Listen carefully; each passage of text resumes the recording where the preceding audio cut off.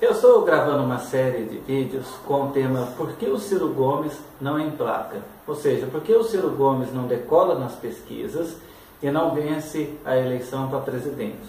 Ele foi candidato em 2002, não se elegeu, e agora ele é candidato novamente e tem dificuldades de crescer nas pesquisas. No primeiro vídeo eu já expliquei um ponto e agora neste vídeo o segundo ponto. Qual é esse segundo ponto? Quando a gente olha para a campanha eleitoral, geralmente existem dois tipos de candidatos. Aquele candidato que a gente chama de ideológico, que ele acredita em algumas ideias e quer ser eleito para colocar essas ideias em prática, e aquele candidato que ele não tem ideologia, ele é oportunista, ele quer ficar ao lado do que tiver maior chance de ganhar, e do lado que ganhar ele quer se beneficiar, geralmente algum benefício próprio. Bom, o problema é que dentro desses candidatos que têm ideologias, as ideologias são diferentes dentro de uma sociedade de acordo com um determinado grupo. Às vezes as pessoas dizem, não, todos nós somos brasileiros, não existe diferença. Não é bem assim. Quando a gente pensa todos nós somos brasileiros, realmente, em questões externas, há muitos objetivos em comum, todos nós queremos ver o Brasil se desenvolver e nesse sentido as ideologias convergem. O problema é que internamente há interesses diferentes em determinados grupos. Por exemplo, um banqueiro, para ele, quanto maior estiverem os juros, melhor, porque mais lucro ele vai ter. Já um trabalhador que precisa comprar uma geladeira à prestação, quanto mais baixo os juros estiverem, melhor vai ser para ele. E quanto mais altos estiverem os juros, mais vai ser difícil para ele manter as suas contas em dia. Muito bem. Em geral, a sociedade tem algumas divisões. A divisão mais clássica é aquela que tem a classe alta, a classe média e a classe baixa. A classe alta, geralmente os banqueiros, donos de emissoras, têm um interesse. A classe média tem outra, a classe baixa tem outro. Por exemplo, uma classe baixa de trabalhadores, inclusive trabalhadores braçais, quanto mais direitos trabalhistas, melhor. Férias, 13º, hora extra. Já para a classe média, por exemplo, um pequeno empresário, empreendedor, quanto mais direitos trabalhistas, mais difícil para ele manter um negócio e ter lucro. Porque ele vai ter que contratar empregados e pagar todos esses direitos. E às vezes ele nem tem um lucro suficiente para pagar esses direitos.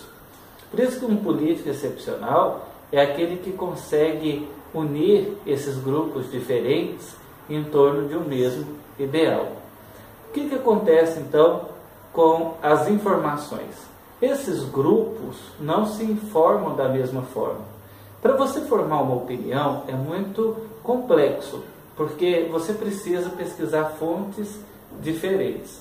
Por exemplo, você vai pesquisar sobre uma determinada notícia, você vai assistir um telejornal de uma emissora, depois você vai assistir a mesma notícia em outro telejornal de outra emissora, depois ler a reportagem em um jornal, e depois uma reportagem em uma revista, cruzar as informações, tirar as suas próprias conclusões. Isso é uma tarefa difícil. Em geral, algumas pessoas da classe média tendem a se informar mais através de leituras, de jornais e etc. E a classe baixa, ela tem mais dificuldade. Por quê? Porque geralmente um trabalhador, principalmente um trabalhador braçal, ele ficou o dia todo exercendo a sua atividade. Quando chega o fim do dia, ele está cansado. Ele chega em casa, ele assiste no máximo um telejornal e depois algum programa bobo para descontrair. Porque ele está cansado, é difícil para ele chegar e fazer uma pesquisa e procurar informações, e fazer uma reflexão e tirar as suas conclusões.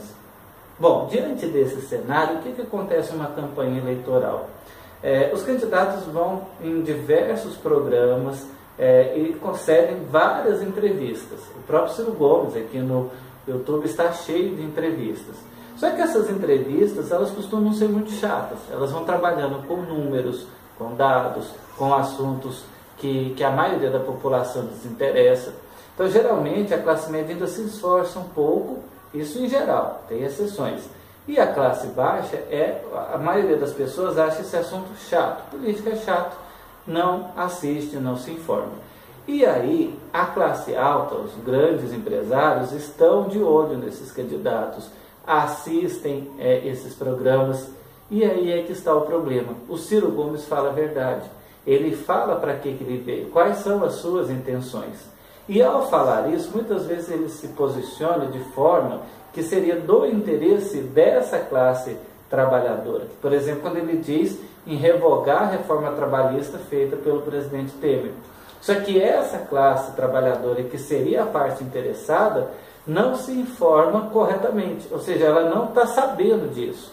E já esses grandes empresários que ouvem o Ciro Gomes falar isso, eles assustam, eles veem que aquilo não é do interesse deles, então eles criam uma imagem negativa daquele candidato que não é do interesse deles e passam essa imagem pelos programas ou outros meios de comunicação, e aí a classe trabalhadora que não faz esse exercício de reflexão, mas consome essa informação pronta, ela acaba pensando que aquele candidato é ruim.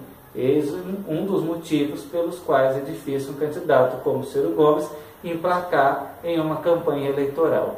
Bom, eu não estou defendendo uma posição ou outra, dizendo se eu concordo com isso ou com aquilo. Eu estou explicando o que acontece.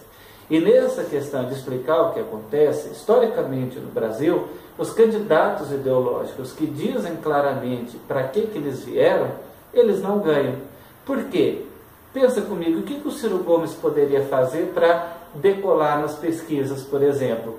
Falar o que esse grupo de grandes empresários, ou seja, a classe alta, quer ouvir.